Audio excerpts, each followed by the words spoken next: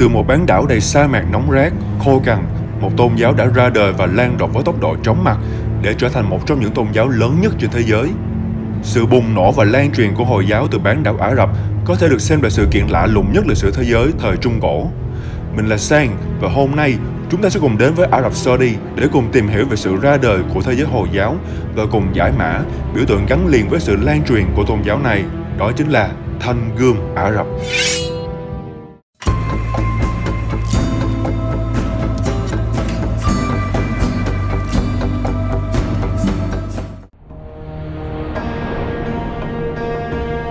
Ả Rập Saudi là quốc gia lớn nhất trên bán đảo Ả Rập tại vùng Tây Á. Phần lớn diện tích của bán đảo Ả Rập là sa mạc khô cằn, vì vậy mà từ xa xưa chỉ có một số ít ỏi những bộ lạc du mục sinh sống tại đây. Một trong số đó là bộ lạc Quraysh, những người được xem là hậu duệ của Ishmael, người con trai của tổ phụ Abraham, nghĩa là cùng có chung tổ tiên với người Do Thái ở xứ Canaan. Từ chính bộ lạc Quraysh này, đấng tiên tri Muhammad của Hồi giáo đã được sinh ra tại thành Mecca vào năm 570. Ban đầu ông là một thương gia thành đạt, đi nhiều nơi và chịu ảnh hưởng của Do Thái giáo và Kitô giáo, vốn đã có niềm tin rằng chỉ có một thượng đế duy nhất trên trời. Cuộc đời ông hoàn toàn thay đổi vào năm 40 tuổi khi nhiều lần được thiên sứ Gabriel báo mộng. Sau đó, Muhammad viết bộ thánh kinh Quran của người Hồi giáo, hé lộ những thông điệp thiêng liêng của thiên sứ Gabriel. Ông được chỉ thị đi truyền giảng về Allah, thượng đế duy nhất. Từ đây mà Islam giáo hay còn gọi là Hồi giáo được hình thành. Từ Islam có nghĩa là quy phục Allah. Không một ai có thể ngờ rằng từ bán đảo khô cằn này từ thế kỷ thứ 7, người Ả Rập đã nhanh chóng chinh phục, liên tục mở rộng lãnh thổ của thế giới Hồi giáo ra khắp châu Á, Bắc Phi và thậm chí là đến tận bán đảo Iberia ở châu Âu chỉ trong vài thập kỷ, trở thành một trong những đế chế lớn mạnh nhất thế giới. Sự bùng nổ và lan truyền của Hồi giáo từ bán đảo Ả Rập có thể được xem là sự kiện lạ lùng nhất lịch sử thế giới thời Trung Cổ. Từ lãnh thổ Ả Rập Saudi ngày nay, những vương triều Hồi giáo sau đó đã lần lượt xuất hiện tiếp nối sau tiên tri Muhammad là Rashidun, Umayyad, Abbas, cho đến khi nằm dưới sự cai trị của vương triều Hồi giáo thứ tư, đế chế Ottoman của người Thổ trong thời cận đại. Mặc dù thủ đô của Ả Rập Saudi là thành phố Riyadh, nhưng đất nước này là nổi tiếng với hai thánh địa linh thiêng nhất của thế giới Hồi giáo là Mecca và Medina. Vì vậy mà vương quốc này còn được gọi là vùng đất của hai thánh đường. Vương quốc Ả Rập Saudi chính thức được thành lập trong thời hiện đại vào ngày 23 tháng 9 năm 1932 bởi nhà vua Ibn Saud sau hàng loạt những cuộc chinh phạt. Và kể từ đó, Ả Rập Saudi đã trở thành một nhà nước quân chủ chuyên chế do duy nhất hoàng tộc Saud nắm quyền. Tên gọi Saud và Saud trong tiếng Việt chính là bắt nguồn từ hoàng tộc này. Dầu mỏ lần đầu tiên được phát hiện tại quốc gia này vào năm 1938, biến Ả Rập Saudi trở thành nước sản xuất và xuất khẩu dầu lớn nhất trên toàn thế giới, là nền kinh tế lớn mạnh nhất tại Trung Đông.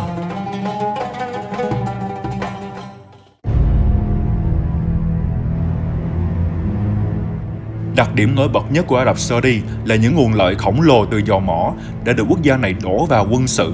Với 8% GDP được đầu tư, Ả Rập Saudi đã trở thành quốc gia chi tiêu cho quân sự lớn thứ 3 trên thế giới chỉ sau Mỹ và Trung Quốc. Đến nỗi mà ngay cả biểu tượng trên lá quốc kỳ của đất nước này cũng là một loại vũ khí quân sự truyền thống, chính là thanh gươm lưỡi cong Saif, một biểu tượng văn hóa quan trọng của người Ả Rập xuyên suốt trong lịch sử. Thanh gươm Saif đã xuất hiện tại bán đảo Ả Rập từ trước thời đại Hồi giáo. Nó là một loại gươm làm bằng thép có lưỡi tương đối rộng, mỏng và cong, có trọng lượng nhẹ và được tìm thấy tại đa số các vùng đất mà người Ả Rập đã từng sinh sống. Những thanh gươm lưỡi cong này trong thời Trung Cổ đã thật sự khiến người châu Âu phải kinh sợ. Nó có độ hiệu quả rất cao trong chiến trận, đặc biệt là khi được dùng bởi các kỵ binh trên lưng ngựa. Nhờ vào trọng lượng tương đối nhẹ và độ cong của lưỡi gươm mà một kỵ binh Ả Rập có thể tả xung hữu đột chém chết kẻ thù của mình một cách dễ dàng, mà thanh gươm không hề bị mắc kẹt lại. Đây chính là lý do khiến cho thanh gươm lưỡi cong trở thành vua của tất cả các loại vũ khí chém. Lưỡi kiếm cong Saif của các chiến binh Ả Rập trên sa mạc khô cằn sau này đã trở thành biểu tượng của sự khác biệt so với thanh trường kiếm của các hiệp sĩ Kitô giáo trong các cuộc thập tự chinh thời Trung Cổ. Nếu thanh trường kiếm của châu Âu là hình ảnh của cây thánh giá, thì thanh gươm lưỡi cong là hình ảnh của mặt trăng lưỡi liềm của thế giới Hồi giáo.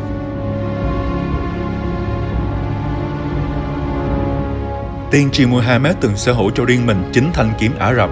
Vào thời đại hoàng kim và lan rộng của Hồi giáo, thanh kiếm Ả Rập đã được các chiến binh đặc biệt tôn thờ bởi chúng nhắc họ nhớ về nhà tiên tri Muhammad. 8 trong số 9 thanh kiếm này hiện đang được trưng bày tại bảo tàng cung điện Topkapi ở Thổ Nhĩ Kỳ. Riêng thanh thứ 9 hiện ở thủ đô Cairo của Ai Cập. Sau khi tiên tri Muhammad qua đời, có 4 vị hộ vương Caliph thuộc triều đại Rashidun thừa kế vị trí lãnh đạo thế giới Hồi giáo, lần lượt là Abu Bakr, Umar, Uthman và Ali. Trong số 4 vị hội vương này, Ali là nhân vật lỗi lạc nhất và cũng là người sở hữu thanh gươm nổi tiếng nhất lịch sử Hồi giáo, chính là thanh gươm Zulfikar. Thanh gươm trong truyền thuyết này được miêu tả là có hai cái lưỡi, trông giống như một cái kéo, và tương truyền là do chính tổng lãnh thiên thần Gabriel đã mang tới cho tiên tri Muhammad trong trận chiến Uhud vào năm 625. Muhammad sau đó đã trao thanh gươm thần thánh này cho Ali vì ngưỡng mộ sự dũng mãnh của chàng trên chiến trận. Thanh gươm Zulfikar sau đó đã trở thành một biểu tượng của sức mạnh và đức tin Hồi giáo, được hàng tỷ người ngưỡng mộ. Đến thời Trung Cổ thì hồi vương Saladin của vương triều Ayyubid ở Ai Cập còn từng sở hữu cho mình thanh gươm tương truyền là sắc bén nhất trong lịch sử, gọi là thanh gươm Damascus. Nó được rèn từ một loại thép đặc biệt gọi là thép Damascus, có chứa hàm lượng carbon cao, khiến nó rất nhẹ và mỏng nhưng lại vô cùng sắc bén, bền bỉ và mạnh mẽ. Thanh Damascus có thể dễ dàng chém xuyên qua áo giáp, khiên chắn và thậm chí là kiếm của quân thập tự chinh mà không hề bị sứt mẻ. Một câu chuyện kể lại rằng khi quân thập tự chinh chạm trán quân Hồi giáo, vua Richard đệ nhất của Anh đã khoe thanh gươm to lớn của mình, còn Saladin đã đáp trả bằng cách tung một tấm lụa mỏng lên thanh gươm Damascus, và trước sự sửng sốt của cả hai đoàn quân, tấm lụa nhẹ nhàng bị cắt làm đôi. Thanh gươm Damascus chính là biểu tượng của sự bảo vệ Hồi giáo trước sự tấn công của quân thập tự chinh và còn được mãi mãi nhớ đến trên bức tượng Saladin tại thủ đô Damascus của Syria.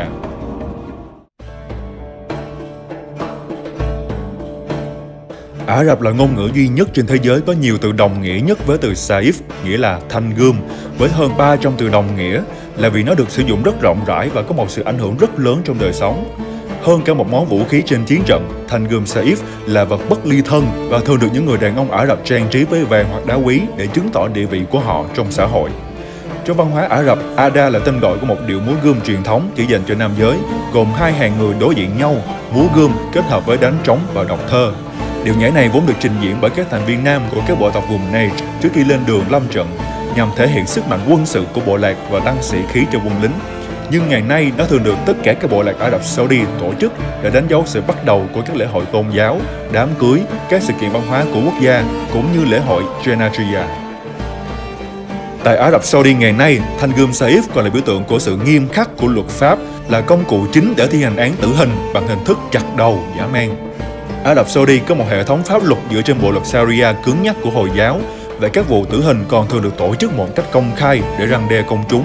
Vào ngày 12 tháng 3 năm 2022, vương quốc này đã chặt đầu công khai 81 nạn nhân trong cùng một ngày, khiến cho đây trở thành vụ thi hành án tử hình hàng loạt lớn nhất trong lịch sử hiện đại. Thanh gươm Saif còn là biểu tượng của công cuộc thánh chiến Jihad, nghĩa vụ bắt buộc của các tín đồ Hồi giáo để bành trướng đức tin của họ bằng nhiều cách. Mục đích cuối cùng của Jihad là để mở rộng và bảo vệ nhà nước Hồi giáo. Vì thế mà thế giới phương Tây thường chỉ trích rằng Hồi giáo đã bành trướng nhờ vào những cuộc chinh phạt bạo lực. Tuy nhiên, thật ra, hoạt động trao đổi thương mại của người Ả Rập cũng là một trong những tác nhân chính giúp Hồi giáo lan rộng từ Mecca ra toàn thế giới. Và cho đến ngày nay, đây đã là tôn giáo lớn thứ hai toàn cầu chỉ sau Kitô giáo. Thanh gươm Saif đã trở thành một biểu tượng văn hóa truyền thống của Ả Rập Saudi, được chính nhà vua Ibn Saud đặt trên lá quốc kỳ kể từ năm 1921 để tượng trưng cho sự thống nhất của vương quốc dưới sự cai trị của gia tộc Saud. Cũng là một quốc gia nằm trên bán đảo Ả Rập, Qatar, nước chủ nhà của vòng chung kết FIFA World Cup 2022, cũng có biểu tượng thanh gươm Saif trên quốc huy ngày nay của mình. Như vậy có nghĩa là, từ một món vũ khí phổ biến tại bán đảo Ả Rập, thanh gươm lưỡi công Saif đã trở thành một biểu tượng văn hóa vô cùng đặc trưng của quốc gia Ả Rập Saudi. Nó chính là hình ảnh tượng trưng cho sức mạnh quân sự bảo vệ cho sự lớn mạnh của thế giới Hồi giáo, cho sự nghiêm khắc của công lý và sự cai trị tuyệt đối của hoàng tộc Saud tại vương quốc này.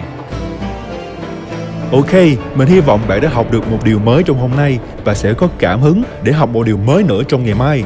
Bạn còn từng nhìn thấy biểu tượng này ở đâu nữa nào? Hãy thảo luận cùng tụi mình ở phần comment và ủng hộ team bằng cách nhấn vào 3 nút bấm này nhé. Mình là Sang, rất cảm ơn sự theo dõi của các bạn. Xin chào và hẹn gặp lại.